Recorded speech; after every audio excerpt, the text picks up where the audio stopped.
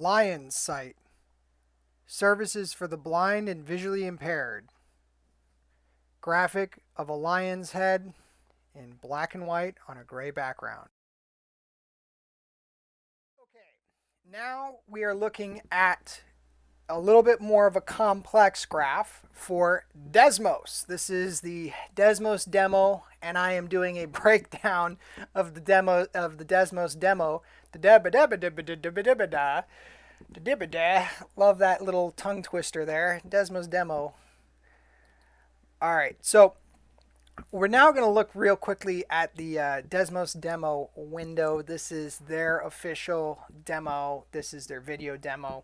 I think the demo video is great, but it kind of skips a few steps because they start off by showing you two graphs superimposed on top of each other. They're kind of stacked on top of each other like a sandwich.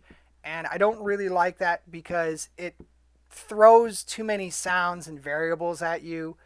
So the previous video, we were just listening to a simple sine wave, just like really hone in, tune your ears, attenuate your attention to the various little characteristics that the Desmos, auditory features kind of give you as indicating of the graph. So the actual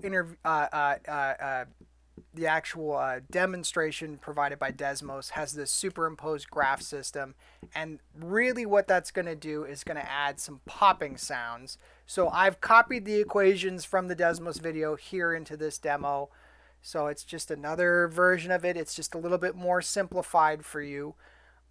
We have two graphs.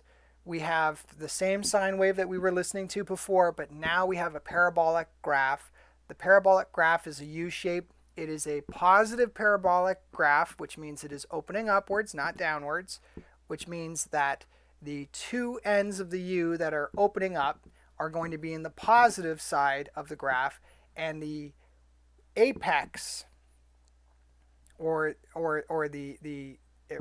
guess you would call it the apex of the graph, is a negative value. It is below the x-axis, and it is also intersecting directly on the y-axis. So again, this is why I think the Desmos video is complicated, because they're adding a parabola to this, and the parabola has its own features that are kind of complex. So what's going to happen is we're going to play this just 3 times. Think about the listening experience you had when we went over just the sine wave by itself in the previous video. If you need to refresh your memory, go back to that video, re-listen to those sections. But now we're going to listen to the sine wave being overlapped by a parabolic positive graph. All right, let's listen to that 3 times.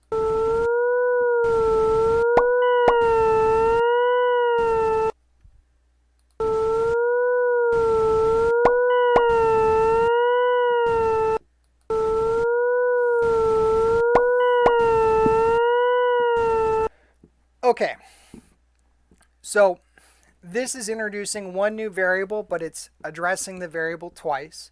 There's a popping sound, kind of like a soap bubble being popped by like a sewing needle.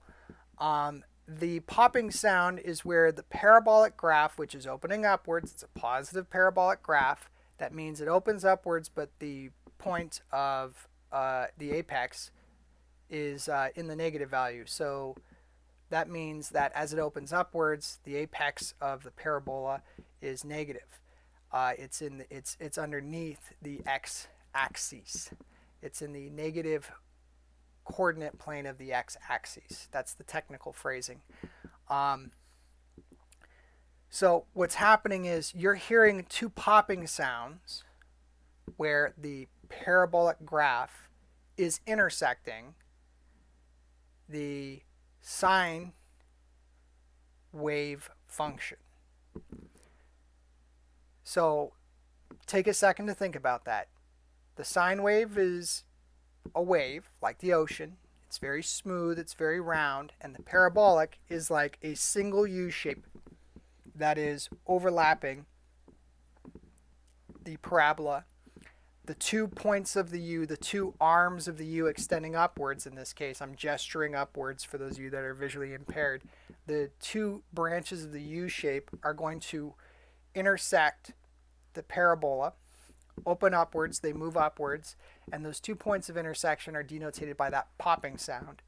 So you're hearing the sine wave play, and then you're hearing the 2 points of intersection. Now, the reason why the sine wave is playing is on the left-hand side of the Windows screen for the, and by window I mean like literally the Internet Explorer Firefox browser. The left side of the Firefox window has a palette where you enter the equations. There is a highlighter, a blue highlighted box, which indicates the equation that I have selected. The equation that I have selected is the one that we are hearing. Now I'm going to switch from the sine wave to the parabolic wave, and you're going to hear that. So let's listen to that one. So now I've clicked on it, that one's highlighted, and it's now going to play that audio. They don't really talk about that too much in the Desmos demo, interview, clip, whatever, where they're showing you how it works. Which is why I think it's important to tell you, you have to navigate that panel. Again, NVDA and Desmos kind of like conflict with each other if you have them on at the same time. Desmos has an integrated text-to-speech screen reader feature. So you can turn off your NVDA and just use the Desmos one. I'm not doing that right now because it interferes with my use of OBS. So that's, again, why I am manually narrating this for you. Again, that's why you have your own tablet set up when you demonstrate this for the student, and you don't mess with the student settings. You have your own setup entirely pre-prepared when you're going over a tool like this, because it's a little complex, but that's why we're breaking this down into so many subcomponents and videos. So without me rambling on anymore, we're going to play the parabolic graph 3 times. We're going to listen to it, and then we're going to kind of like talk about that experience. All right, here we go.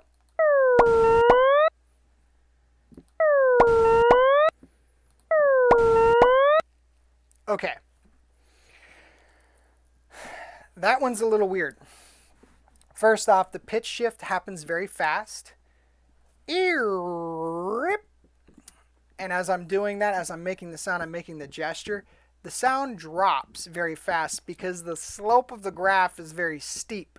So the faster the pitch shifts, the steeper the slope.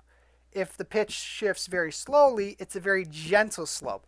That's why I was saying earlier that the sine wave is gentle, like gentle waves of the ocean just rocking you. Like you're in a raft and you're just gently rocking up and down, you're floating. This parabolic arc is like tidal waves. It's just drip, like you're just falling straight down and then popping straight back up. Okay? So we're going to listen to that one more time. Listen to the descent and the ascent and how fast it is. All right? Here we go.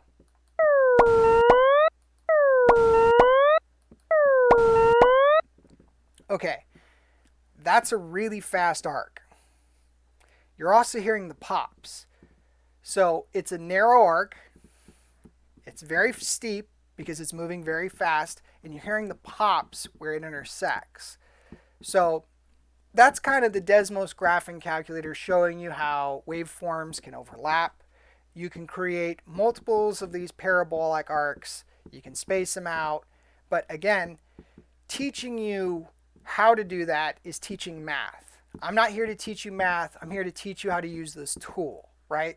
So your math teacher will sit down with you and say, hey, let's juxtapose many of these parabolic arcs over the sine wave. They're going to teach you a function for that. My job is to teach you how to enter that function into Desmos so you can get an auditory representation of that graphic representation of the graphs. That's what I'm trying to break down here. So there is a little bit of math talk, there is a little bit of technical terms, but I'm not talking about how you write those equations. I'm just talking about how those equations are represented. All right. that's enough of that. We're going to jump on to the next one. Stick around. I got a couple more things to talk to you about, and we'll wrap this up, and it'll be kind of fun.